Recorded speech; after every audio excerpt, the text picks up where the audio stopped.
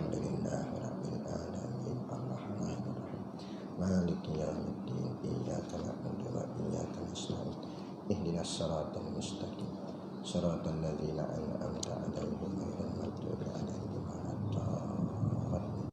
Amin. Bismillahirrahmanirrahim. Alhamdulillahilladzi anzala ala 'abdihil kitaba wa lam yaj'al lahu 'iwaja. Asyhadu an la ilaha illallah wahdahu la syarikalah. Lahul mulku wa lahul hamdu yuhyi wa yumit wa huwa ala kulli syai'in qadir. Wa asyhadu anna sayyidana Muhammadan 'abduhu wa rasuluh.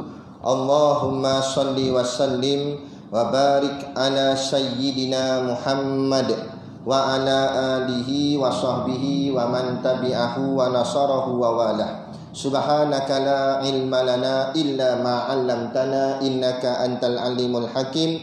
Rabbi shrah li sadri wa yassir li amri wahlul 'uqdatam min lisani yafqahu qawli. Wala haula wala quwwata illa billahil aliyil azim. Amma ba'. Alhamdulillah, kita sama-sama panjatkan syukur kehadiratillah subhanahu wa ta'ala yang dengan limpah dan kurnianya diizin oleh Allah subhanahu wa ta'ala kepada kita pada malam ini untuk sama-sama kita menyambung kuliah pengajian kita, iaitu kitab Hidayatus Salikin yang telah lama kita tangguhkan. Berapa lama? 5 bulan. Ya. Kitab ada lagi? Tahu hilang dah ke apa? Lama 5 bulan tu. Cari tak jumpa ke apa. Baik. Alhamdulillah, kita sambung balik pengajian kitab kita ni. Dan Allah izinkan kita duduk di dalam taman-taman syurga. Seperti mana sabda Nabi SAW, "Idza marartum bi riyadil jannah." Jika kalian jalan-jalan kemudian terjumpa di sana ada riyadul jannah, yakni taman-taman syurga Allah, maka kata Nabi, farta'u, singgahlah, duduklah. Maka sahabat tanya, ya Rasulullah, wa ma riyadul jannah? Apa yang kamu maksudkan dengan taman-taman syurga? Sedangkan dunia ni mana di syurga lagi? Syurga tu nanti hari akhirat. Jadi apa maksudmu wahai Rasulullah? Sahabat tanya. Maka jawab Nabi, yang dimaksudkan dengan riyadul jannah hilakul zikr, iaitu majlis-majlis zikir. Makna zikir ni ejaannya zal kafra, zakara. Zikir ni maksudnya ingat. Jadi majlis zikir ialah majlis yang mengingatkan kita kepada Allah ataupun Rasulullah ataupun Islam. Maka bila majlis tu majlis yang mengingatkan Allah, Rasulullah dan juga Islam, maka majlis itu dinamakan oleh baginda Nabi dengan panggilan riyadul jannah, yakni taman-taman syurga Allah. Maka harap-harapnya kita di dunia ni Allah telah izinkan kita berada dalam Allah, maka harap-harap nanti hari akhirat Allah izinkan kita semua duduk di dalam syurga yang sebenar, yang hakiki secara abadi, insya-Allah. Amin ya rabbal alamin. Yang saya hormati pengerusi masjid dan seluruh saf kepimpinannya, para imam, para bilal, tok-tok syiah yang tak dapat kita nak sebutkan namanya satu persatu, yang amat-amat disanjungi para asatizah, alim-alim ulama, tuan-tuan guru, ustaz ataupun ustazah yang hadir pada malam ini, mohonlah ditegur kepada hamba yang fakir dalam bidang ilmu ini. Sekiranya apa yang disampaikan dan dikongsikan ada salah dan silapnya, yang kita kasihi ayah-ayah, ibu-ibu, pemuda-pemudi muslimin dan muslimat yang dirahmati Allah sekalian. Baik, berhenti kat mana dah itu? Tak ingat dah. Qiyamuhu kan? Betul? Betul. Betul aja. Kalau kata muka surat Allah pun betul juga dah. Sifat Allah, sifat wajib. Bismillahirrahmanirrahim. Kita sambung lagi ni sifat 20. Sifat yang wajib bagi Allah SWT, iaitu kita sambung dia sifat yang kelima, iaitu kelima, qiyamuhu ta'ala binafsihi. Nama dia. Artinya berdiri dengan sendirinya. Baik. Jadi malam ni insya-Allah kita nak hurai sifat kelima ni. Jadi ingat balik, lama dah tinggal ni. Payahlah kan. Habis kita ingat balik. Untuk sebelum tu dulu. Mengaji mengenal Allah ni, ilmu tauhid lah nama dia, ilmu akidah. Atau orang dulu-dulu kata ngaji sifat 20. Orang dulu-dulu kata. Jadi mengaji sifat 20 ni dia ada dua jalan. Mengaji tauhid ni ada dua jalan. Mengaji makrifah ni, mengenal Allah ni ada dua jalan. Satu dipanggil jalan ijmal, satu lagi dipanggil jalan tafsil. Dua-dua wajib bagi setiap individu, setiap orang, baik lelaki, baik perempuan, baik muda, baik tua, baik sihat, baik sakit, baik yang kena COVID atau tak kena COVID. Tak kira lah. Mana kata semua kena. Wajib kena mengaji ilmu akidah dengan dua jalan. Pertama jalan ijmal, yang kedua jalan tafsil. Di dalam kitab kita Hidayatul Salikin ni, nanti dia tak masuk lagi kot. Dia Syekh Abdul Samad kata, siapa yang tidak menjalaninya maka dikhawatiri matinya mati fasik. Orang yang tak belajar ilmu ni takut-takut matinya mati fasik. Apa makna mati fasik? Mati fasik ialah mati sama macam orang minum arak, sama berat dengan orang zina. Itu makna fasik. Fasik ni berdosa besar. Orang yang mati dalam keadaan dosa besar. Biar betul Ustaz, dia kata. Betul. Sebab dalilnya Nabi kata talabul ilmi faridatun ala kulli muslim. Tuntutlah ilmu wajib atas tiap-tiap orang Islam. Utlubil ilma walau bisin. Carilah ilmu walau sampai ke negeri Cina. Maksud ilmu yang Nabi maksudkan ialah ilmu fardu ain. Maksud negeri Cina tu maknanya hatta jauh pun kena pergi cari. Maksud Cina bukan mesti ngaji kat Cina. Tak, tapi maksudnya jauh. Kalau jauh macam mana pun wajib mengaji. Lah ni tak jauh. Kita duduk di balik pulau, kuliah pun di balik pulau. Ustaz yang datang daripada tak ada pulau datang ke balik pulau. Dah apa lagi masalah kita tak mengaji? Kata hukama, laulal ilmu lakanan nasu kalbahaim. Kalau bukan kerana ilmu, maka nescaya manusia itu setaraf binatang. Betul tak? Sebab binatang buat 5 benda. Apa dia? Makan, minum, bekerja, lagi apa? Tidur. Kahwin, tidur. Betul kan? Dia makan, dia minum, dia kerja. Ada tak kadang-kadang binatang yang kerja? Macam kebau ke apa ke, gajak tanah tak? Kerja. Ada kerja tak dia? Kalau tak kerja pun dia ada makan. Kita tak ada kerja mampu kan? Ada kerja. Lepas tu dia kahwin. Tak adalah kahwin ada akad nikah, tak adalah, tapi mengawan lah. Kemudian tidur. Jadi kalau manusia buat 5 ni saja, maka dia setaraf kalbahaim, setaraf binatang. Kan saya kata, ulama kata setaraf binatang. Sebab kalau makan 5 ni saja, makan, minum, kahwin, tidur dengan bekerja, binatang pun buat. Jadi macam mana nak jadi manusia? Manusia lebih lagi 2. 5 tu buat juga, tambah lagi 2 jadi 7. Tambah lagi 2 jadi 7. Batulah kita ni kan, bumi 7 lapis, langit 7 lapis. Sebab kita ni khalifah. Wa idh qala rabbuka lil malaikati inni ja'ilun fil ardi khalifah.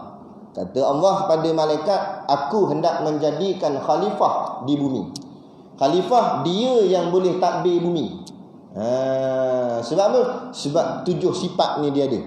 Apa dia? Dia makan, dia minum, dia tidur, dia bekerja, dan dia apa lagi? Dia kahwin. Kemudian tambah lagi 2, dia berilmu dan dia beramal. Baru layak. Binatang tak ada ilmu. Bila tak ada ilmu, nak amal macam mana? Pernah tengok lembu semayang? Angkat takbir tergolek dah. Bayangkan lembu kalau angkat takbir, jatuh belakang. Nampak? Tak boleh. Yang boleh takbir semayang manusia. Dan nak semayang kena ada ilmu. Mana boleh main semayang saja. Takut terikut semayang agama lain mampu kan? Tu. Jadi sama gak ni. Dalam masalah akidah, terlebih-lebih lagi wajib kita mengaji. Maka jalan mengenal Allah itu dengan dua jalan. Yang pertama ijmal, yang kedua tafsir. Apa tu ijmal? Ijmal tu rangkuman. Maknanya rangkuman keseluruhan. Tafsir pula artinya satu-satu. Mana satu-satu tu macam mana? 20 sifat ni satu-satu kita hurai. Wujud ke apa? Kidam ke apa? Baqa' ke apa? Sampailah last kali kaunuhu mutakalliman. Itu tafsir. Adapun ijmal rangkum semua. Rangkum semua macam mana Ustaz? Kita berpegang bahawa segala sifat yang sempurna milik Allah. Tak kiralah apa nama sekalipun, kalau sifat tu sifat yang sempurna, maka dia milik Allah. Dan kita pegang pula segala sifat kekurangan, sifat nakis, yang cacat, yang kurang, bukan milik Allah. Itu ijmal. Ijmal ni tak kiralah nama apa pun, nama orang putih ke, nama Melayu ke, nama moden ke, nama lama ke, asal kalau nama tu nama bagi sifat yang sempurna, kita pegang milik Allah. Tapi kalau nama tu sifat kekurangan, sifat yang cacat, bukan milik Allah. Jelas takat tu dulu. Itu ijmal. Maka kata ulama, memadai orang awam, dia kena faham. Adapun tafsir mungkin mengambil masa. Sebab nak mengaji satu-satu sifat bukan boleh main semalam gitu. Kan? Kadang-kadang macam kitab kita ni, dari hari tu sebelum PKP lagi kita baca. Kan? Satu sifat 1 bulan. Bab kuliah sebulan sekali. Tu tak campur ustaz tak datang. Tak campur PKP. Jadi ada 20 sifat 20 bulan nak kena habis. Sebab satu sifat 1 bulan. Jadi nak belajar tu ambil masa. Dalam tempoh 20 bulan tengah nak mengaji tu mati. Bukan mati sebab kena Covid. Mati pergi tengok orang Covid. Contoh katalah contoh ni, bukan doa, contoh mati dia. Bila mati, ulama kata kalau dia dalam tempoh pengajian, maka dimaaf akan dia. Sebab apa? Sebab memang dia tengah usaha mengaji, tapi tak dan habis nyawa Allah dah ambil. Ada pun orang yang bila orang buat kuliah, tapi dia tak datang, sedangkan dia tak reti. Kalau alim dah tak apa. Lepas tu ustaz tok guru tak datang kuliah, tak apa, dia alim dah. Sebab dia mengaji dah. Yang kita belum start lagi. Jadi kita kena datang kena mengaji. Bila kita buat tak mengaji, sedangkan ada orang buat pengajian, dan pengajian ini adalah pengajian agama, soal akidah, soal syurga neraka kita, maka orang ni tidak dimaaf sekiranya matinya dalam keadaan tidak kenal sifat-sifat Allah. Maka inilah yang kita sebut sebagai mati fasik tadi. Mati sebagai dosa besar. Apa dosa besar? Sebab menuntut ilmu itu hukumnya wajib, dan wajibnya lebih berat daripada wajibnya solat. Semayang tu berat dah, wajib, tapi mengaji lebih berat daripada tu lagi.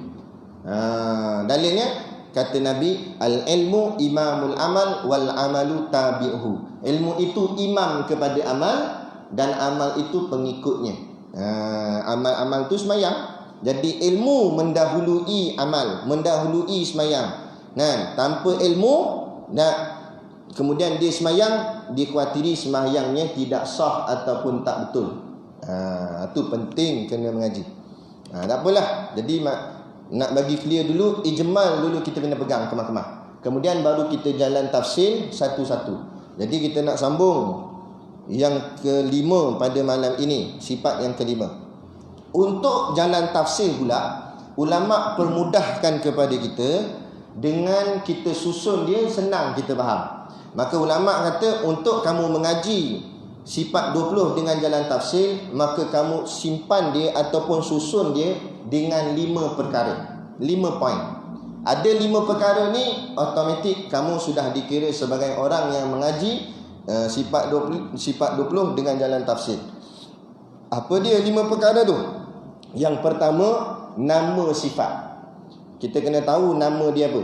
Yang kedua, erti sifat. Erti dia tu apa? Erti ni maknanya terjemah bahasa. Terjemah nama tu kepada bahasa Melayu. Sebab nama sifat ni bahasa Arab, kita kena terjemah dalam bahasa Melayu, baru kita senang faham. Yang ketiga, makna sifat. Makna ni dia menghuraikan erti tu. Sebab kalau terhenti di erti saja tak faham lagi. Kena hurai dengan makna dia. Yang keempat, lawan sifat. Dia punya lawan dia pula. Dan yang kelima, yang terakhir, dalil sifat. Dalil ni kata ulama ada excuse lah. Kalau ada orang tak boleh bawa dalil, dimaaf, tetapi bukan masa yang panjang. Orang yang tak boleh bawa dalil dikira sebagai golongan taklid. Tapi taklid dia hanya untuk sementara. Sementara macam mana? Sementara dalam tempoh mengaji. Tempoh mengaji takkan lama sangat, kurang-kurang 10 tahun mungkinlah. Tapi bayangkan kalau kita sudah hidup di atas muka bumi selama 60 tahun, 70 tahun, 80 tahun, apatah lagi 95 tahun, kan? Tapi kita tak boleh bawa dalil bahawa Tuhan tu wujud, Tuhan tu kidam, Tuhan tu baqa. Maka setengah pandangan ulama mengatakan bahawa golongan ini juga dalam keadaan bahaya, dikhawatiri matinya juga dikira fasik. Sebab dia patut, dia kena tahu, kena ambil tahu. Sebab apa dia kena ambil tahu? Sebab hal dunia dia boleh tahu, kenapa hal akhirat tak boleh tahu? Tu. Dunia belajar sungguh. Berapa lama belajar bab dunia? 6 tahun sekolah rendah. Tu tak masuk masa sekolah tadika. 6 tahun lagi pula ataupun 5 tahun sekolah menengah. Sambung pula diploma 3 atau 4 tahun. Degree pula, master, PhD dalam bab sains matematik. Tiba-tiba belajar ilmu agama Allah yang asas sahaja, basic sahaja tak boleh. Jadi apa alasan kita di depan Allah Ta'ala, kan? Tu. Baik. Jadi sifat yang kelima ni, nama dia, nama sifat dulu. Qiyamuhu ta'ala binafsihi. Tu faham dulu nama dia. Nama dia Qiyamuhu ta'ala binafsihi. Setengah kitab dia tak sebut ta'ala tu, tak apa, sama, makna tak lari. Ataupun dia sebut Qiyamuhu binafsihi sahaja. Qiyamuhu binafsihi pun betul, Qiyamuhu ta'ala binafsihi pun betul. Itu cuma tambahan saja ta'ala tu. Baik. Kemudian kita pergi poin yang kedua. Poin yang kedua, erti sifat. Erti kepada Qiyamuhu ta'ala binafsihi tu apa makna dia dalam bahasa Melayu? Ini bahasa Arab, maka kita terjemah. Qiyamuhu asal kataannya qiyam. Qiyam tu maksudnya berdiri. Hu tu itu perkataan lain sebenarnya. Hu tu adalah nya, domain, kata ganti nama. Nya sini siapa nya? Nya itu adalah domain, kata ganti nama bagi Allah. Maka Qiyamuhu ta'ala, berdirinya. Nya siapa? Nya Allah Ta'ala itu. Bi dengan nafsi, diri. Hi nya dengan dirinya. Jadi lengkap Qiyamuhu ta'ala binafsihi. Artinya berdirinya Allah Ta'ala dengan sendirinya. Ataupun bahasa pasar mudah untuk kita faham, Allah berdiri dengan sendiri. Boleh setakat ni? Boleh tak? Kalau tak boleh nak balik dah. Tak faham tanya. Kemudian yang ketiga, poin yang ketiga, makna sifat. Makna dia menghuraikan berdiri tadi tu. Apa makna Allah berdiri sendiri? Takut-takut kita duk faham, mula-mula Allah duduk kot, lepas tu Allah pun bangun berdiri. Jam habis. Jadi geng ayah pin. Dah habis jadi sesat. Jadi kena faham makna dia pula. Apa makna Allah berdiri dengan sendirinya? Mari kita tengok huraian alim-alim ulama. Jadi baik. Pertama-tama sekali kita kena pegang, wajib ke atas setiap mukallaf, yakni kita semua, mengetahui dan beriktikad bahawa wajib bagi Allah Ta'ala bersifat dengan qiyamuhu binafsihi, artinya berdiri sendiri, atau dengan kata lain tidak berhajat kepada yang lain. Itu maksud berdiri sendiri tu. Maksud Allah berdiri sendiri, dalam kata lain tidak berhajat kepada yang lain. Atau makna lain berhajat tu tidak memerlukan yang lain, tidak perlu yang lain. Tidak memerlukan yang lain. Itu maksud qiyamuhu binafsihi. Beza dengan kita. Kita boleh nak kata aku tak perlu siapa-siapa, tak apa. Boleh. Jangan cakap besar, mati esok siapa nak usung? Siapa nak mandikan? Kan? Kalau tak mandi tak apa pun, siapa nak masukkan dalam lubang kubur? Takkan buat golek sendiri. Duk masuk dalam tu. Mana boleh. Nah, dah. Itu makhluk. Bila kita ni makhluk ni hebat macam mana pun hang tetap memerlukan yang lain. Lepas tu jangan sombong. Walaupun kamu bekas Perdana Menteri ke-4 dan ke-7, tapi kalau tak ada orang sokong kamu, tak ada siapa tak ada nilai diri kamu. Buatlah parti baru pun tak ada apa. Sebab tu jangan sombong. Masa ada kuasa jangan sombong. Sebab kedudukan kita di atas itulah kerana orang di bawah. Kita kena faham gitu. Lainlah Allah menjadi Tuhan bukan dengan pilihan raya. Allah bukan siapa-siapa lantik. Allah memang Tuhan. Kita tak sokong ke, kita tak lantik ke, Allah tetap Tuhan. Itu maksud qiyamuhu binafsi. Allah tak memerlukan sesiapa. Kita tak sokong Allah pun Allah tak heran. Sikit pun Allah tak heran. Kita tak sujud kepada Allah, tak semayang kepada Allah, sikit pun tak heran. Tapi manusia, hebat mana pun kamu, tengok bila nak dekat pilihan raya, pergi meraih undi, datang rumah ke rumah. Habis nenek orang didukung. Nampak? Lepas tu tompang ambil uduk nak semayang. Pakcik nak tompang semayang sama pakcik leh.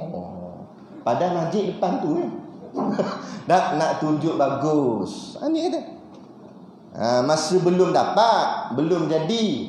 Masa belum dapat, kita tak panggil ke rumah, dia datang rumah. Tapi masa jadi, ada datang. Kita datang jabat dia pun belum tentu dapat jumpa. Betul tak?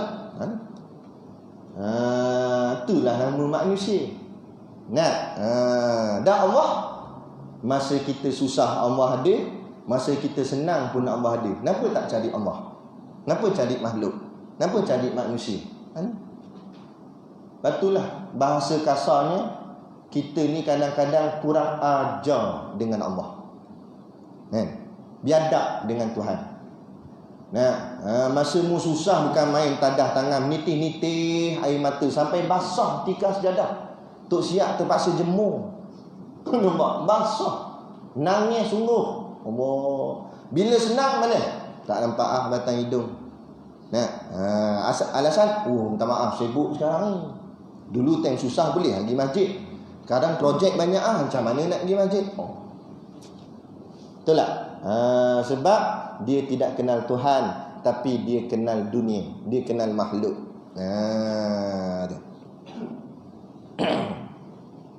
Ni yang ramai-ramai. Pada keliling ni semua kebanyakannya perkampungan orang Melayu. Bila sebut bangsa Melayu, automatik kita faham mesti agama Islam. Jarang Melayu Kristian. Adalah, tapi jarang sangat di negara kita ni. Melayu mesti Islam. Dah mana pergi? Pejabat 40 kilo boleh sampai, tapi masjid 4 langkah tak boleh sampai. Sebab apa? Sebab Tuhan dia bukan Allah. Tuhan dia duit. Bila duit memanggil dia di pejabat, dia boleh pergi, bergegah pergi. Jam pun tak apa. Sanggup redah. Hujan lebat, pakai baju hujan pergi redah. Redah. Banjir, redah. Sampai masuk lubang, masuk longkang, tergolek, sanggup, duit panggil. Dah nu Tok Bilal azan, siapa nak terkeluar, nak tekak, panggil Allah, panggil suruh datang rumah Allah, tak boleh datang. Awak tak boleh datang. Siapa dia panggil? Dia tak kenal Tuhan. Kalau orang kenal Tuhan, dia datang. Sebab dia tahu yang panggil tu Tuhan dia, Allah. Maka orang macam ni, kalau masuk dalam lubang kubur tu, bila ditanya oleh malaikat, "Man rabbuka?" Siapa Tuhan kamu? Maka dia akan jawab, "Ringgit Malaysia." Sungguh. Sebab dia bertuhankan duit. Apa maksud? Memang dia tak kata, dia tak mengucap lah asyhadu an la ilaha illa duit, tak ada. Dia tak cakap lah gitu. Memang dia mengucap asyhadu an la ilaha illallah. Tapi sikap dan perbuatannya menunjukkan dia lebih taat kepada duit daripada taat kepada Allah. Sebab yang nak jawab dalam kubur nanti bukan bibir kita, bukan mulut kita, tapi amal perbuatan kita semasa di dunia dahulu. Betul Allah sebut, wa yasla sa'ira. Mereka ini akan dibakar di dalam neraka sa'ir. Kenapa kena bakar neraka sa'ir? Innahu kana fi ahlihi masrura. Allah jawab, kerana semasa di dunia dahulu mereka bersonok-sonok dengan keluarganya tanpa mempedulikan hal-hal akhirat. Sibuk dengan family. Orang buat kuliah maghrib, bainal maghrib wal isyak, duduk untuk dengar majlis ilmu. Kita kekurangan ilmu untuk faham apa agama kita. Dak di lepak tu, shopping mall tu, apa yang tepi laut tu nama apa? Queens Bay. Macam biasa pergi nampak tu. Bukan haram, bukan langsung tak boleh pergi. Tapi tengoklah masa ada orang buat pengajian untuk selamatkan diri kita daripada dibakar dalam api neraka. Apa salahnya Syak duduk sini? Queens Bay tu bila-bila boleh pergi. Esok pagi boleh, tengah hari esok boleh.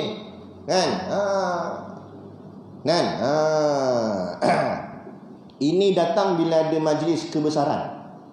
Ada satu surau tu saya mengajar, selalu tak ramai, ada dalam 10 ke 15 orang. Kita mengajar surau tu. Tiba-tiba mereka telefon kata, "Ustaz, kuliah bulan ni punya Ustaz, Ustaz kita tangguh dulu kitab kita. Ustaz bawa tajuk Ma'al Hijrah lah Ustaz. Kita buat kuliah perdana." Bila buat kuliah perdana, bukan 10 ke 15 orang, nak dekat 50 orang. Ramai. Kita tengok, ramai pula malam ni. Kita kata, ramai ni sebab perdana ke? Kalau macam tu, tiap-tiap bulan kena buat kuliah perdana. Jadi jangan kuliah bulanan, kuliah perdana. Nampak? Ada kata, datang bila ada tajuk-tajuk besar, itu pun sebab ada nasi bungkus. Allahu Akbar. Tak baik Ustaz, mungkin dia niat ikhlas. Tak apalah kalau tak ikhlas. Kalau niat ikhlas, istiqamah. Tanda seseorang tu ikhlas, dia akan istiqamah. Tu tanda dia. Ikhlas memang kita tak boleh baca, sebab ikhlas duduk dalam hati. Tapi ikhlas itu ada simptomnya, ada tanda-tandanya. Macam COVID enggak? Kita bukan boleh tengok COVID, betul tak? Macam suhu yang scan tu, bukan boleh dia tulis ni COVID. Dia tak kata COVID, cuma dia scan tengok suhu. Bila suhu tinggi, itu dipanggil simptom. Boleh jadi mungkin ada, boleh jadi tak ada, tapi berat kepada ada, sebab simptom tu ada. Sama juga ni. Ikhlas memang kita tak boleh baca orang, tapi sikap dia kadang-kadang ada, kadang-kadang tiada, tidak istiqamah. Itu dipanggil simptom seseorang itu mungkin kurang ikhlasnya atau tak ada ikhlas. Jadi kalau nak didik diri kita biar ikhlas, biar didik diri kita jadi istiqamah dalam kerja-kerja amal yang kita buat. Bukan kerana sesuatu. Kita jadi tok imam pun kita datang masjid. Kita tak jadi tok imam pun kita datang masjid. Minta maaf cakap, bukan masjid ni lah, masjid tempat lain. Sebab ni adalah kita cakap umum lah. Kadang-kadang tu bukan turn dia, bukan masa dia bertugas, dia tak datang. Masa dia bertugas, dia datang. Jadi makna sembahyang ni ikut tugas ke macam mana? Jadi kamu semayang kerana tugas yang dijadualkan ke, atau kamu semayang kerana Allah? Habis jadi. Okeylah juga time tugas dia datang. Ada satu masjid time tugas pun tak datang, tapi time allowance diberi dia datang. Itu betul. Betul sungguh. Sampai orang masjid tu kata, "Ustaz, bantai sikit Ustaz. Ini pegang jawatan Tok Imam, jawatan Tok Bilal, tapi tak ada datang masjid Ustaz. Tapi time allowance dia ambil." Ada jadi macam tu. Patut kita kalau kita ni hati tu bersih, walaupun kita buat macam tu, kurang biar ada segan. Segan aku nak ambil aku dah lah tak datang, lepas tu aku nak ambil pula. Biarlah ada segan. Ni muka tak erti malu kan. Pada orang masjid dah, kai kopiah dah. Tu nak ceritanya zaman kita ni di akhir zaman, orang datang masjid pun kadang-kadang perangai belum cantik, apatah lagi yang tak datang masjid. Tu makna bahayanya fitnah di akhir zaman. Bahayanya kalau kita tak ikut Islam ni betul-betul. Mudah tergelincir. Hati-hati. Baik, balik kepada sifat kita tadi ni. Jadi Allah tak berhajat kepada yang lain, iaitu Allah Ta'ala tidak memerlukan zat lain. Apa makna zat? Zat ni diri sesuatu. Okey, kalau ikut bahasa ulama-ulama tauhid, ulama-ulama akidah, diri Allah tu dinamakan zat. Adapun diri-diri makhluk yang lain, kita semua ni, kita pun ada diri tak? Ni diri kita kan. Ni diri orang dan sebagainya. Diri-diri yang lain ni kita panggil dia sebagai jisim. Tapi untuk nak fahamkan, boleh tak kita kata zat jugalah. Cuma ulama nak perhalusi supaya nampak beza. Kalau Allah dipanggil zat, kalau makhluk kita panggil dia jisim. Kerana apa? Kerana sifat jisim itu bertubuh. Nampak? Maksud bertubuh macam mana? Ada bentuk, ada sambungan. Kepala sambungan badan, badan sambungan tangan. Tak payah kata manusia, diri yang makhluk lain pun macam tu juga. Cuba tengok diri pokok pun berjisim juga, berbentuk. Ada bentuk batangnya, ada bentuk daunnya, berbentuk. Adapun Allah bukan jisim. Allah zat yang maha suci, maknanya Allah dirinya tidak berbentuk. Dan juga tidak berbentuk. Tidak berbentuk pun tidak, berbentuk pun tidak berbentuk pun tidak. Dua-dua kita kena nafi. Berbentuk pun tidak berbentuk pun tidak juga. Kedua-dua kena nafi. Sebab apa? Sebab ada juga makhluk yang tidak berbentuk. Betul tak? Apa makhluk tidak berbentuk? Makhluk apa tak berbentuk? Udara lah. Kan kalau kita terkentut, keluar tak bentuk dia? Mana ada. Nampak? Cuma kan pelikat je goyang. Sebab yang keluar tu udara. Tapi mana ketulnya? Tak ada. Dia tak berbentuk. Jadi berbentuk. Takut-takut kita faham Tuhan macam udara. Tak boleh. Allah tak sama dengan apa-apa makhluk sekalipun. Jadi kena pegang begitu. Jadi zat Allah ni, diri Allah ni macam mana? Wallahu alam, tak payah bicara. Kita cuma belajar sifatnya saja. Nak tahu macam mana zat Allah, tunggu kiamat esok. Kalau Allah izin, dapat melihat Allah. Tapi kata ulama, kata Imam Al-Ghazali, untuk melihat Allah, mata kena sekat daripada melihat maksiat. Mata yang melihat maksiat tidak layak dapat melihat Allah. Allahu Akbar. Dan kata sahabat, tidak ada nikmat yang lebih nikmat melainkan dapat melihat Tuhan. Kalau seseorang tu dapat masuk syurga tetapi tak dapat melihat Allah, sebenarnya tidak nikmat lagi. Nikmat yang sebenar melihat Allah Subhanahu Wa Taala. Kenapa? Kalau kita dengar dalam kitab-kitab hadis dan sebagainya, ulama cerita pasal syurga, kita dengar best sangat dah syurga ni. Allah cantiknya apa, minta apa dapat. Syurga tu hebat. Jadi kalau syurga yang hebat, bayangkan yang cipta syurga macam mana hebat. Kalau syurga tu sendiri sudah hebat, yang cipta syurga jauh lagi hebat. Jadi kalau orang hanya dapat masuk syurga tapi tak dapat melihat Allah, bukan sebenar-benar nikmat lagi. Masih lagi tak sonok, melainkan dapat melihat Allah. Jadi nak tengok Allah nanti hari kiamat lah. Kan? Kata dalam hadis, al-mautu yuwasilu jisrul habib ilal habib, kata Nabi. Nabi kata mati itu jambatan kasih bertemu kasih. Apa maksud kasih bertemu kasih? Bukan kita nak jumpa awet kita dalam kubur, tapi maksud kasih ni orang yang berkasih-kasih dengan Allah Ta'ala, titik pertemuannya ialah al-maut, yakni kematian. Mati itu sebagai satu jambatan, satu titik untuk dia dapat bertemu dengan Tuhannya. Sebab tu orang yang telah mencapai makrifah yang sangat tinggi, hatinya berpaut sangat kepada Allah, sangat kasih dan sayang kepada Allah, maka dia ternanti-nanti bilakah Tuhan nak jemput dia. Nampak? Asyik dia duduk tanya tu, Allah bilalah nak ambil saya. Nah, dia berani cakap itu. Kita kata Allah janganlah ambil lagi. Itu kita. Sebab hati kita masih lagi ada kasih pada dunia. Orang macam ni, orang yang makrifah, dunia ni sikit habuk pun tak ada kasih. Yang dia kasih semata-mata Allah. Dunia ni hidup dia macam ala kadar je. Ada tak ada sudahlah, aku bukan perlu sangat dunia ni. Yang aku nak ni akhirat. Dunia ni dunia akhirat. Dunia ni ladang saja untuk aku capai akhirat.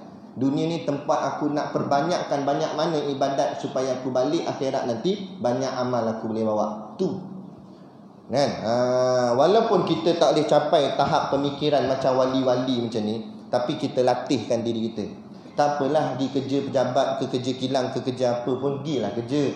Tapi niatkan kerja kita bukan kerana nak cari untung dunia, tapi untuk nak selesaikan masalah keluarga, untuk hal akhirat. Isteri dan anak-anak kita tu amanah daripada Allah. Maka kita sebagai suami kena jaga isteri dan anak-anak. Jadi anggap ini adalah suruhan Tuhan, suruhan Allah untuk kita jaga dia.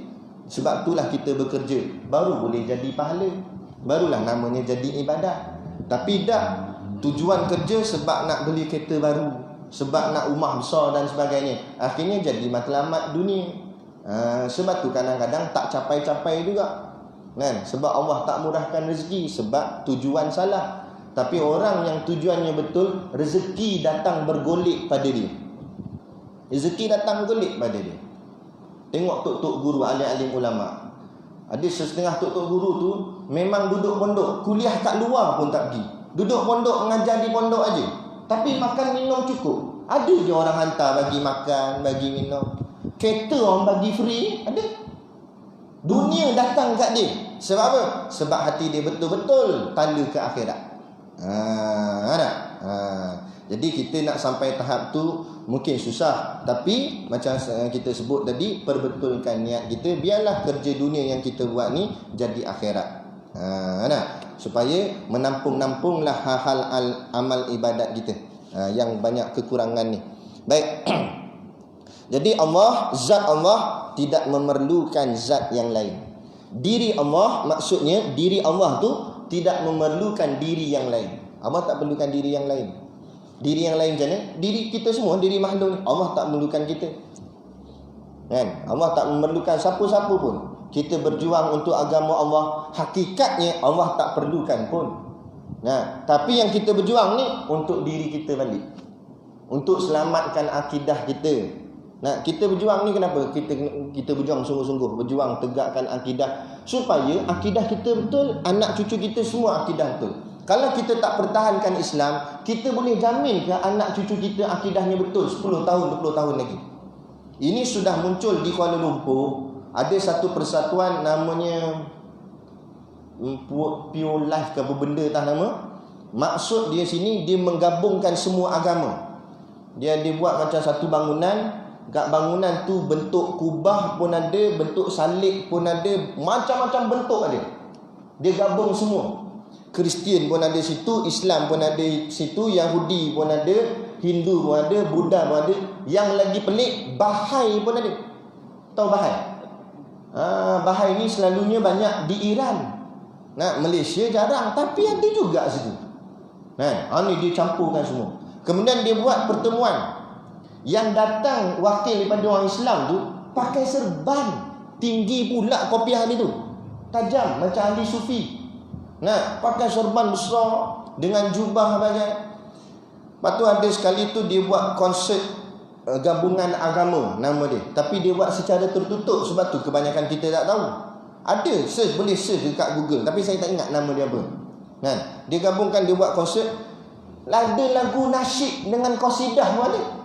Qasidah selawat dalam tu.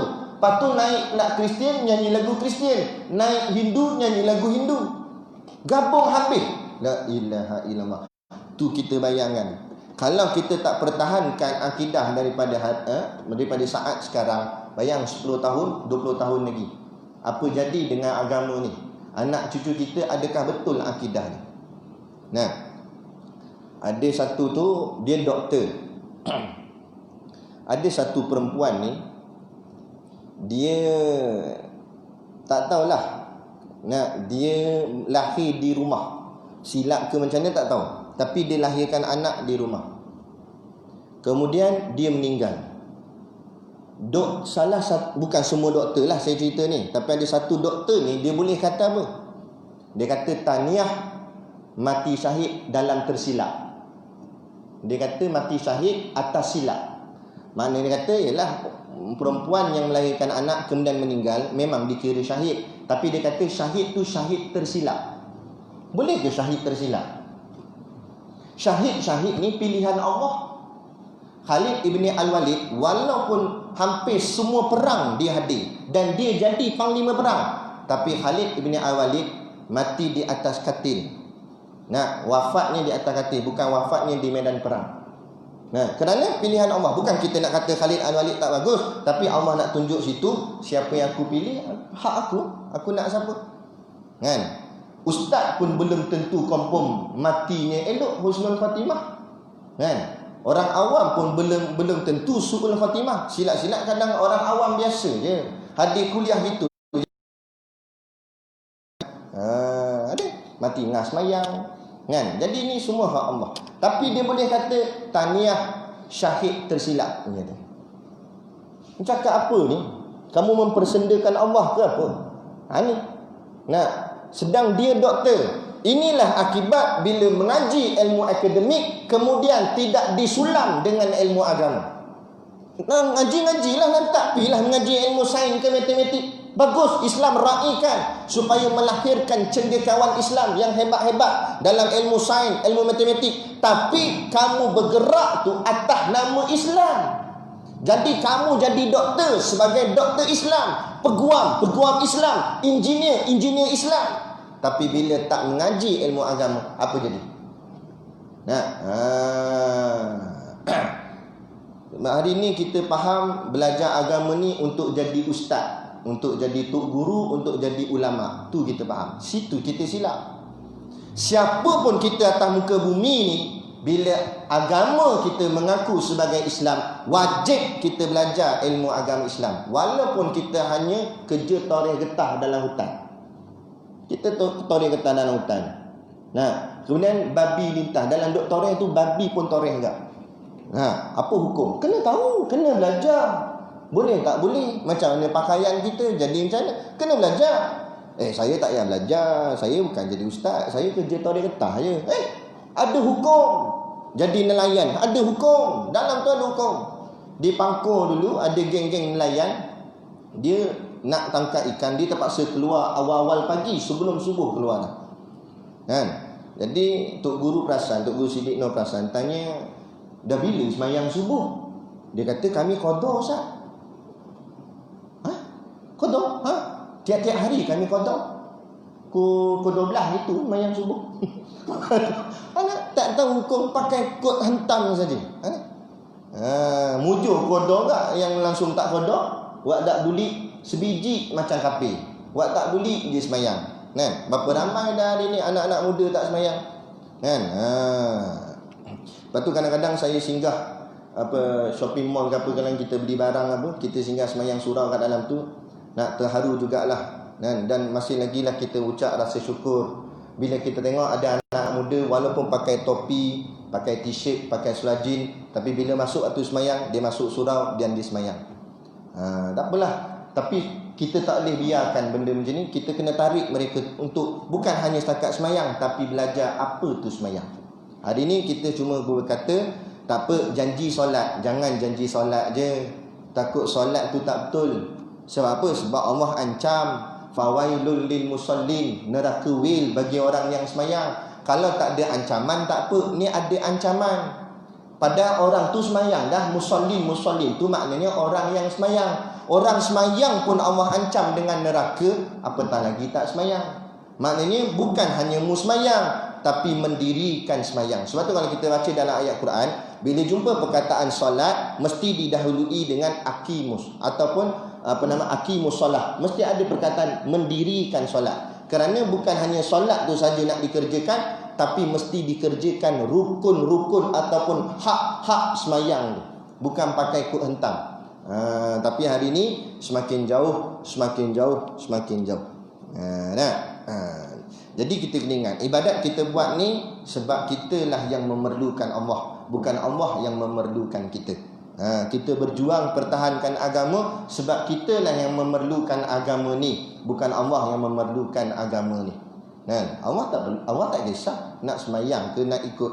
Contoh, hang nak buat hudud ke tak nak buat, lantak hang tak buat, aku bakar dalam api neraka. Apa aku kisah? Seolah-olah begitu.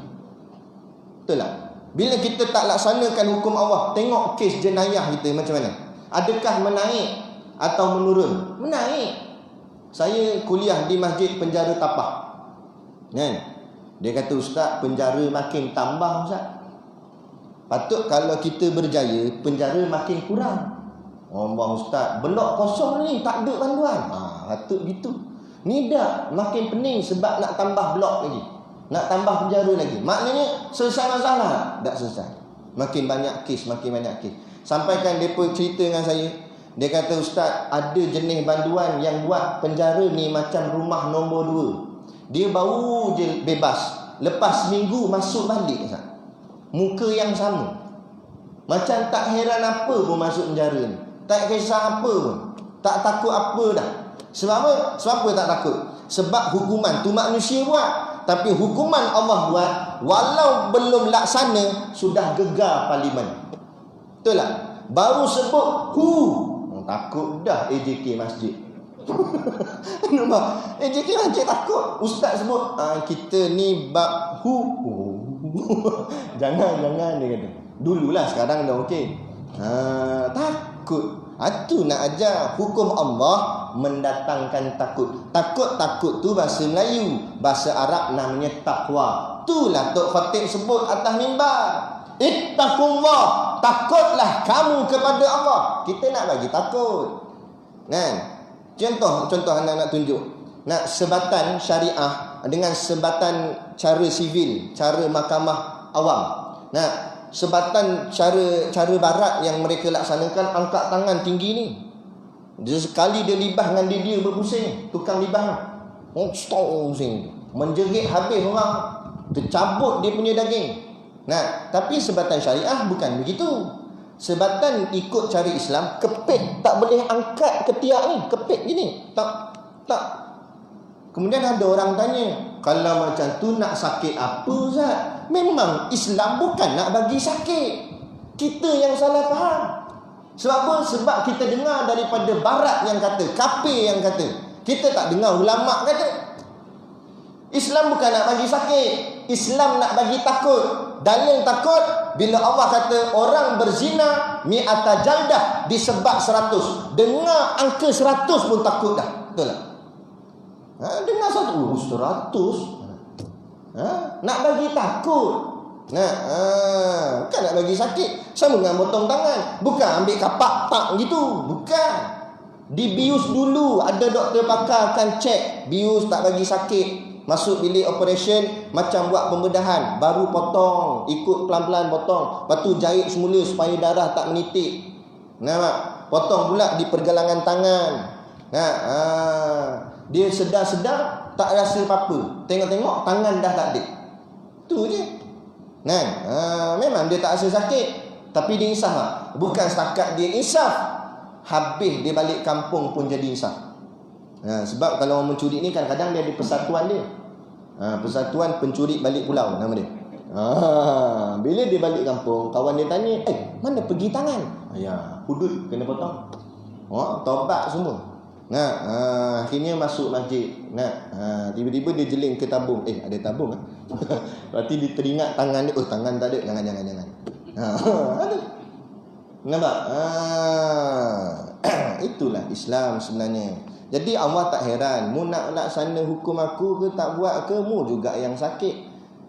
Dunia kita susah, akhirat bertambah susah. Allah tak ada heran apa. Itu nak lagi faham. Qiyamuhu binafsi. Allah tak perlukan kita. Allah tak perlukan zat yang lain. Itu maksud dia. Dan lagi Allah tak memerlukan fa'il. Fa'il ni maksudnya si pembuat untuk menjadikan dia. Allah ada dengan ada ni. Jangan pula kita kata Allah jadikan dirinya sendiri. Itu pun tak betul. Jangan kata Allah jadikan dirinya sendiri. Tak betul. Sebab kalau Allah jadikan dirinya sendiri, maknanya Allah pun dijadikan. Allah bukan dijadikan, Allah yang menjadikan. Hati-hati juga dalam bab ilmu ni. Kena belajar betul-betul dia punya perkataan ayat dia. Jangan tersasar, jangan tersalah kata. Nanti rosak akidah, duduk neraka selama-lamanya. Kan? Jadi Allah ada dengan adanya, dengan zat Allah yang memang tidak dijadikan. Allah ada dengan ada. Pegang situ sudah. Jangan banyak tanya dah. Di zaman Nabi ada berlaku. Bila Nabi ajar ke sahabat-sahabat tentang sifat-sifat Allah macam ni, cuma tak adalah dalam bentuk sifat 20 ni zaman dulu. Cuma ayat Quran turun, Allah Nabi cerita tentang ayat tu. Jadi ada seorang sahabat, bila dia balik rumah, dia kena, orang cakap apa? Kena cocok dengan setan. Setan kata, hang ni Allah bagi jadi. Dah Allah siapa bagi jadi? Sahabat tu pening sekejap. Betul juga, aku Allah bagi jadi. Dah Allah siapa bagi jadi? Sampai tak boleh tidur malam dia malam tu. Esok pagi siang dia pergi jumpa Rasulullah. Ya Rasulullah, malam tadi datang dalam pemikiran hatiku bahawa aku dijadikan Tuhan, dijadikan Allah. Kemudian timbul persoalan, Allah siapa bagi jadi? Kata Nabi, kalau timbul lagi pemikiran seperti itu, maka kamu ucap a'udzubillahi minasyaitonirrajim dan kamu meludah di sebelah kiri, kemudian kamu sebut amantu billah. Kerana yang menimbulkan persoalan itu adalah iblis, supaya nak merosakkan fikiran kamu. Jadi kita baca, minta berlindung pada Allah daripada syaitan yang direjam, kemudian tuih nak ludah sebelah kiri, kemudian kita kata amantu billah, cukup aku beriman kepada Allah. Tapi nak ludah tengok dulu siapa kat sebelah. Takut kawan dia ada sebelah. Kawan sedap minum pagi kopi, tuih masuk tepat dalam cawan. Kali kawan setan, dia kena setan. Baik. Jadi kena faham. Jadi makna qiyamu binafsihi ni, Allah tak memerlukan ni, dua maknanya. Pertama, tak memerlukan sesiapa pun. Yang kedua, tak memerlukan siapa untuk jadikan dia, kerana Allah bukan dijadikan. Tapi Allah lah yang menjadikan. Itu kefahaman dia lah. Kemudian sedikit sebanyak penambahan untuk lagi pemahaman kita. Maka di sini dia buat macam satu bentuk kesimpulan ataupun satu khulasah lah kita kata. Baik, dia kata keadaan tiada memerlukan zat dan pencipta. Tak memerlukan zat yang lain dan tak memerlukan pencipta. Itu namanya zat Allah. Kerana yang memerlukan zat ini adalah sifat. Sifat dia perlukan zat untuk dia duduk pada zat. Kita kena pandai beza apa zat dan apa sifat. Okey, contoh. Ini kita sebut dia sebagai zat cawan. Sifat dia apa? Sifat dia keras. Lagi sifat dia apa? Transparent, lutsina. Itu sifat. Jadi kata ulama, sifat ni dia tak boleh duduk sendiri. Dia mesti duduk pada sesuatu. Sesuatu tu dipanggil zat. Macam ni zat jubah. Sifat dia hitam. Hitam tu kena duduk pada jubah. Hitam tu tak boleh berdiri sendiri. Boleh ke hitam tu berdiri sendiri? Saya pun bawa keluar hitam daripada jubah. Lepas tu jadi apa jubah? Tak ada. Dia mesti menempel pada sesuatu. Tu panggil sifat. Contoh lagi sifat apa lagi sifat? Sifat pemarah, kata contoh. Pemarah tu sifat. Pemarah ni mesti duduk pada zat ni. Zat siapa? Orang ke, binatang ke? Apa kata Ali tu pemarah, Ali tu zat, pemarah tu sifat. Tiba-tiba sifat duduk saja. Tu pemarah tu. Mana? Sifat tu. Mana orang tanya? Tunjuklah. Tak nampak. Kita kata siang 2 kali Jumaat lagi ni. Mana boleh? Sifat dia akan duduk pada zat. Jadi Allah memang zat. Bila Allah memang zat, Allah tak memerlukan zat, kerana Allah bukan sifat. Kenapa ulama menghujahkan perkara ni? Kerana dulu kala ada orang berpegang Tuhan tu sifat. Tak payah kata dulu kala, kini kala pun ada. Kan ada dulu seorang Siti apa nama? Dia kata Allah ni macam gelombang. Gelombang tu sifat. Nampak? Ni menyamakan Tuhan dengan sifat. Ada orang kata, ada juga orang kata, dia kata Tuhan ni sebenarnya kita tak nampak, tapi dia lah dalam diri kita. Dia lah sifat yang kita. Kita lah sebenarnya Tuhan. Ada jenis ngaji gitu. Kalau nak mengaji dengan orang macam ni, dia tak boleh ngaji di masjid surau. Dia mengaji atas bukit, dalam gua dia mengaji. Lepas tu dia Tok Guru dia kata, jangan bawa kitab tapi bawa plastik. Tak bawa kitab, bawa plastik. Orang mengaji bawa kitab, dia bawa plastik. Kenapa bawa plastik? Sebab slipper nak masuk dalam beg plastik. Tak boleh letak luar, nanti kantai orang nampak. Parking 1 kilo kena parking, kemudian jalan kaki masuk dalam. Dia kata ilmu ni Abu Bakar pun tak tahu, dia kata. Pelik sungguh. Betul. Lepas tu dia kata ilmu ni kalau cicak dengar pun masuk syurga. Cicak masuk syurga. Ngarut semua ni. Tapi dalam duk ngarut-ngarut tu ada yang ikut. Yang ikut kalau mak rempit tak pelik mana mak rempit. SPM tak lepas. Ni golongan profesional. Doktor ikut, engineer ikut, peguam ikut, ada PhD pun ikut. Tengok pengikut Ayah Pin, macam mana taraf-taraf orang dia. Dahsyat. Tu kata Allah nak tunjuk situ, walaupun ilmu akademik mu hebat macam mana pun, tapi kalau kamu tak ada ilmu agama, kamu adalah sebodoh-bodoh manusia, malah lebih bodoh daripada keldai yang dianggap bodoh. Kedai bukan reti apa keldai. Tapi dalam bodoh-bodoh keldai, dia tahu siapa Tuhan dia, yakni Allah. Kalau tempat kita ni jarang ada keldai, tempat kita ni banyak lembu. Kita selalu kata hang ni bodoh macam lembu. Jadi sinonim lah orang faham lembu tu bodoh. Tapi bodoh-bodoh lembu pun sanggup bagi leher untuk sembelih korban kerana Allah. Kita cerdik berani. Bukan nak suruh bagi leher, bagi duit sikit ke jalan Allah pun kedekut pahit. Lembu tengok, lembu kata. Siapa lembu tak tahu ni ada. Jangan jadi macam tu. Yang keduanya, keadaan yang memerlukan zat tetapi tidak memerlukan pencipta. Yakni sifat Allah. Sifat-sifat Allah memerlukan zat. Zat apa? Zat Allah.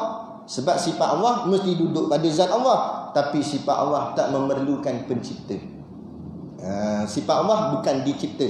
Tapi Allah lah yang mencipta sifat setiap sesuatu bagi makhluknya.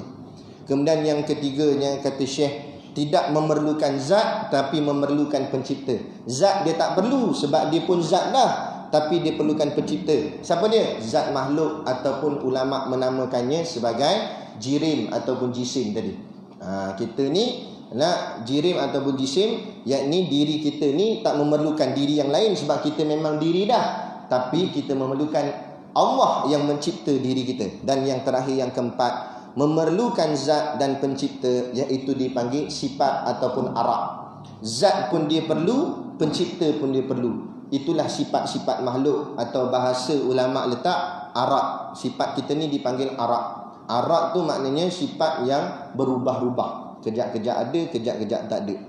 Berubah-ubah sifat kita. contoh pandai kita. Bukan selama-lamanya pandai. Kan? Sampai masa nanti Allah buat jadi bodoh, bodoh juga. Nyanyuk. Tak ingat dah. Jauh jah. Kopiah aku mana jah? Aku nak pergi masjid ni. Kuliah dah start dah ni. Cari kopiah tak jumpa.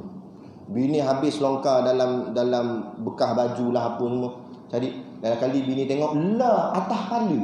Pakai dah. No atas kepala tu apa? Lah tak perasan dia kata. Nyanyuk dah. Sampai masjid sejuk dia kata. Oh sejuk malam ni. Kata Tok Siap memang dah sejuk mu tak pakai kain belekat. Dah kan? Dah itulah diri kita. Dulu time muda cerdik sangat, tapi kalau Allah nak bagi bodoh juga. Jadi sifat kita berubah-ubah. Sifat Allah dah. Allah Maha bijaksana dulu, kini dan selamanya. Bila-bila pun Allah sentiasa berkuasa, sentiasa hebat. Gitu. Habis dah tentang makna, kita pergi poin yang keempat, iaitu dalil. Bukan, lawan dulu, lawan. Lawan dia qiyamuhu bi nafsihi, lawan dia qiyamuhu bi ghairihi. Allah berdiri dengan yang lain. Itu mustahil, akal tak boleh terima. Allah Allah memerlukan sesuatu yang lain. Dah, Allah tak perlukan. Tapi nak cerita lawan, lawan dia itu. Jadi lawan ni kita tolak, kita ambil yang wajib dia. Kemudian ada tak yang tanya, kalau dah tahu nak tolak, pergi belajar buat apa Ustaz? Kita kena faham. Untuk mentahqiqkan sesuatu, kena menenggelamkan sesuatu. Untuk kata seseorang itu tinggi, mesti letak orang pendek sebelah dia, baru boleh kata dia tinggi. Kalau dia diri seorang-seorang, nak kata tinggi macam mana? Tak ada bandingan. Nak kata dia ni juara pasukan bola sepak Pulau Pinang, menjuarai Piala Malaysia, tak tahulah bila kan? Tapi nak kata dia menang, dia kena bertanding dengan pasukan lain dulu. Ini tak ada lawan. Masuk stadium, tepuk tangan, tahu referee tiup, prit prit prit, menang. Referee, pemain bola dengan penyokong gila semua. Nampak? Dah tak ada lawan, tiba-tiba menang celah mana? Mesti ada lawan. Gitu juga untuk menekankan bahawa Allah tak memerlukan yang lain, maka dibawa perkataan mustahil, Allah perlukan yang lain, itu dikira mustahil. Tolak dia, angkat yang ini, barulah itu jelas sungguh. Contoh macam kita kata Allah hidup tidak mati. Padahal tak mati itu memanglah kita hidupnya tak mati. Macam ni tak? Allah ni berdiri dengan sendiri. Allah tak memerlukan sesuatu yang lain pun sebagai jadi tahqiq kepada diri kita. Supaya kita pegang kemah-kemah, Allah tak perlukan apa-apa pun. Allah tak perlukan syurga, tak perlukan neraka. Hatta Allah tak perlukan malaikat. Cuma masa ngaji pondok dulu, ada anak murid tanya ke Tok Guru Siddiq Noh, habis tu kenapa Allah cipta malaikat? Malaikat nak hantar wahyu lah, malaikat bagi rezeki lah, malaikat cabut nyawa. Kata Allah tak perlukan. Tok Guru jawab macam mana? Benar, Allah boleh buat sendiri semua. Allah boleh hantar wahyu sendiri ke Nabi, Allah sendiri boleh cabut nyawa, Allah sendiri boleh bagi rezeki. Semua Allah boleh buat, sebab Allah Tuhan. Tapi kenapa Allah buat malaikat? Faham dulu apa makna malaikah. Malaikah tu terjemah bahasa Melayu artinya tentera-tentera. Maknanya bila sebut malaikat, tentera-tentera Allah. Kenapa Allah cipta tentera? Menunjukkan kehebatan kerajaan dia. Lepas tu bila berlangsungnya kemerdekaan, kerajaan-kerajaan sesebuah negara akan minta tenteranya berjalan kat depan. Sebab nak tunjuk betapa hebatnya kerajaan dia, kerana tenteranya ramai. Lagi banyak tentera sesebuah negara, lagi hebat sesebuah negara itu, kerajaan itu. Allah nak tunjuk hebatnya kerajaan Allah. Bilangan malaikat tidak terkira banyak. Sampai tak ada siapa yang tahu berapa jumlah malaikat sebenar. Jumlah Nabi, jumlah Rasul kita boleh kira lagi. Ada hadis sebut bilangan Nabi 124,000 orang, bilangan Rasul 313. Tapi bila ditanya bilangan malaikat, tidak terkira. Tak tahu berapa bilangan. Di Baitul Ma'mur. Baitul Ma'mur ni kedudukannya selari dengan bumbung Kaabah. Ni dipanggil Baitullah di Kaabah. Naik atas sampai langit pertama, ada satu tempat namanya Baitul Izzah. Naik sampai langit ke-7, ada satu tempat namanya Baitul Ma'mur. Di Kaabah manusia tawaf. Di Baitul Izzah malaikat tawaf. Di Baitul Ma'mur pun malaikat tawaf. Disebut dalam hadis, setiap hari Allah akan letak 70 malaikat akan tawaf di Baitul Ma'mur. Nah, sekarang dah berapa banyak hari? Nah, dan setiap malaikat yang tawaf tu takkan keluar. Bayangkanlah. Itu baru malaikat yang tawaf. Malaikat di langit-langit pula. Langit ada 7 lapis.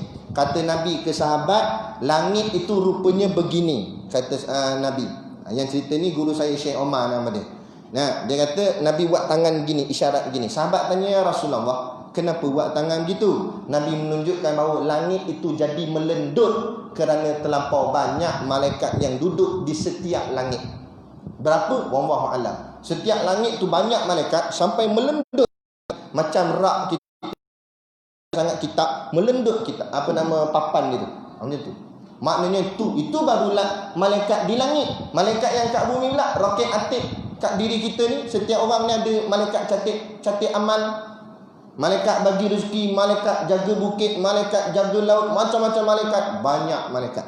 Allah nak tunjukkan kerajaan dia yang sangat hebat. Tu. Dan kenapa? Kan Allah boleh buat semua sendiri. Ibaratnya kata tok guru kami, macam saya sebagai seorang guru agama ataupun guru di sekolah saya, kemudian anak murid mengajilah belajar kitab depan saya, kemudian nak katalah ada kipas dekat atas kepala saya ni. Kipas tu tak terpasang lagi, tak on lagi. Saya pun panggil, kamu pergi petik Swiss, buka kipas. Kan? Soalannya, adakah saya boleh bangun dan petik Swiss tu sendiri? Boleh tak? Boleh, sebab saya ada kaki, ada tangan. Tapi kenapa saya suruh budak saya ataupun anak murid saya? Sebab saya nak tunjuk kekuasaan saya sebagai seorang guru. Kita boleh mengarah orang. Begitu juga Allah. Allah boleh buat semua sendiri, tapi Allah cipta malaikat untuk buat kerja-kerja tu. Sebab Allah nak tunjuk kekuasaan dia. Dia perintah saja, buat ni, buat ni, buat ni, buat ni. Allah nak tunjuk hebatnya Allah. Tu cerita dia. Tapi hakikatnya Allah tak memerlukan sesiapa pun. Dalil, bila nanti di hari kiamat ditiup sangkakala semua mati, hanya tinggal malaikat muqarrabin ataupun malaikat penjaga arash. Ya, setengah riwayat kata jumlahnya 4. Ada 4 malaikat yang hebat-hebat. Antaranya malaikat Jibril, kan, malaikat Israel dan sebagainya lah. Ada 4 tu. Dia yang taati lagi. Kemudian Allah kata, wahai malaikat pencabut nyawa, malaikat Israel, cabut nyawa malaikat yang 4 ni. Cabut. Malaikat Jibril kena cabut, semua kena cabut. Lah kali tinggal siapa? Allah tanya, siapa lagi yang tinggal? Malaikat Israel pandang kanan, pandang kiri, dia kata, tak ada siapa dah ya Allah. Tinggallah hamba yang hina, yang lemah, yang lalai. Dia merendah-rendahkan diri di depan Allah. Tinggal hamba ni je lah, ya Allah, wahai Tuhanku. Nah, kemudian kata Allah, kalau begitu cabut nyawamu sekarang. Masa itulah malaikat maut cabut nyawa dia sendiri. Selama ni dia cabut nyawa orang, kali ni dia kena cabut nyawa dia sendiri. Kalau cabut nyawa orang, kita tak rasa tak? Kalau kita lah jadi malaikat maut, kita tarik itu je lah. Tapi kalau nak cabut nyawa sendiri, agak-agak slow ke kuat dia, bang? Slow-slow sebab nyawa dia sendiri. Pelan-pelan tarik. Dalam pelan, kata Nabi dalam hadis, menjerit malaikat maut ketika mencabut nyawanya, sekiranya suara itu didengar waktu sekarang, nescaya tidak ada pohon yang akan tumbuh dah. Hancur habis bumi ni kerana kuatnya jeritan dia. Kan? Maknanya dahsyatnya. Tu dia cabut nyawa dia sendiri. Bayangkan cabut nyawa kita macam. Lah kali tak ada dah. Tak ada siapa. Dan Allah tanya, siapa lagi yang ada?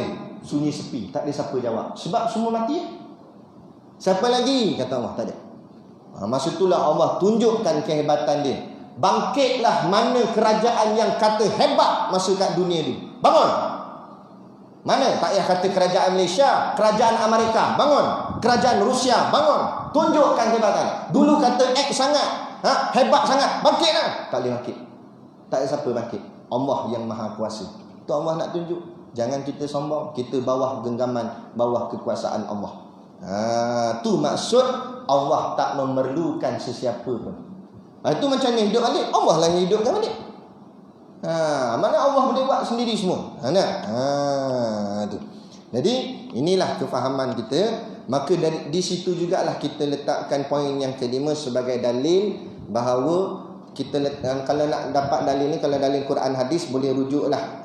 Kalau nak tengok dalil Quran, kita boleh ambil daripada suratul Ankabut surah 29 ayat yang ke-6 kan. Bolehlah, innallaha laghaniyun 'anil alamin. Disebutnya sesungguhnya Allah Ta'ala maha kaya, tidak berhajat ke sesuatu apapun daripada sekalian makhluk. Tak apalah, tapi saya tak nak tekankan yang ini untuk orang awam. Untuk orang awam kita tekankan dalil akal. Kita pegang dalil akal. Mungkin kita tak mahir dalam ayat Quran ataupun hadis, tapi kita pegang dalil akal kita. Kita pegang kalau Allah itu memerlukan makhluk atau memerlukan yang lain, ini bermakna Allah itu lemah. Sebab dia sendiri pun tak boleh buat sendiri. Dia perlukan orang lain atau makhluk lain untuk tolong dia. Kalau begitu, bukan Tuhan. Kerana Tuhan yang sebenar, dia takkan perlukan apa-apa pun. Dia tak berhajat kepada apa-apa pun. Kerana dia maha kuasa berdiri dengan sendirinya. Itu kita punya pegangan. Inilah pegangan akidah ahli sunnah wal jamaah. Hati-hati dengan golongan Wahabi. Wahabi di Pulau Pinang ni semakin meluas. Hati-hati, jaga-jaga. Cek ustaz-ustaz Wahabi yang berceramah dan sebagainya. Wahabi kata Allah duduk di langit. Maknanya Allah memerlukan langit. Sebab tu Allah duduk di langit. Sedangkan langit siapa cipta? Allah cipta. Belajar dah kita dalam sifat 20 ni. Allah tak perlukan apa-apa. Langit ke apa ke Allah tak perlukan. Kerana Allah yang cipta segala-galanya. Jadi kalau Allah berhajat pada langit, sebelum Allah cipta langit, di mana Allah?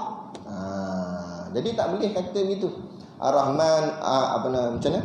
Alhamdulillahillazi khalaqas samawati wal ard wa ja'ala dzulumati wan nur. Segala puji bagi Allah yang mencipta langit dan juga mencipta bumi dan menjadikan gelap dan juga menjadikan terang. Semuanya Allah yang jadikan. Jadi bila semua Allah jadikan, Allah tak memerlukan apa yang dia jadikan. Allah tak berhajat kepada apa yang dia jadikan. Kerana Allah maha kaya, Allah maha kuasa. Itu maksud dia. Boleh jadi cukup sekadar tu dulu pada malam ni. Dan kita akan sambung nanti sifat Allah yang seterusnya, yang ke-6 untuk kita memahaminya, iaitu sifat wahdaniyah pada kuliah yang akan datang. Jadi samalah sikit lagi dengan isu semasa kita ni. Jadi samalah juga dengan COVID ni. Kita kena pegang kemah-kemah. Jangan sampai kerana COVID kita hilang akidah kita. Ingat, hanya Allah sahaja yang boleh mengangkat COVID ini, wabak ini, penyakit ini. Bukan doktor, bukan KKM, bukan saintis. Siapa nak buat vaksin, buat pi lah. Itu ikhtiar sahaja nama dia. Mana negara pun nak buat vaksin, buat. Tapi jangan sesekali kita umat Islam, orang Islam, kita kata selagi tak ada vaksin, selagi itulah mampulah kita. COVID ni tak akan habis. Jaga-jaga ayat. Bukan kerana vaksin boleh selamatkan kita. Yang selamatkan kita Allah. Kalau berapa puluh negara buat vaksin pun, tapi kalau Allah kata aku takkan angkat wabak ni, macam mana vaksin hebat, mana saintis pakar macam mana buat pun takkan terangkat wabak ni. Kerana yang angkat hanya Allah. Allah yang turunkan wabak, Allah yang angkat wabak. Kena faham itu. Ini soal akidah. Jangan sampai kita rosak akidah. Allah hantar COVID ni bukan pasal mati ke hidup. Sebelum COVID pun memang orang mati dah, betul tak? Bukan pasal mati hidup, tapi pasal Allah nak uji kita kepada siapa kita sujud, kepada siapa kita taat, kepada siapa kita takut, kepada siapa kita memperhambakan diri kita. Allah nak uji tang tu. Kalau soal penyakit, esok lusa mungkin penyakit ni hilang. COVID ni, corona ni mungkin hilang. InsyaAllah mungkin hilang.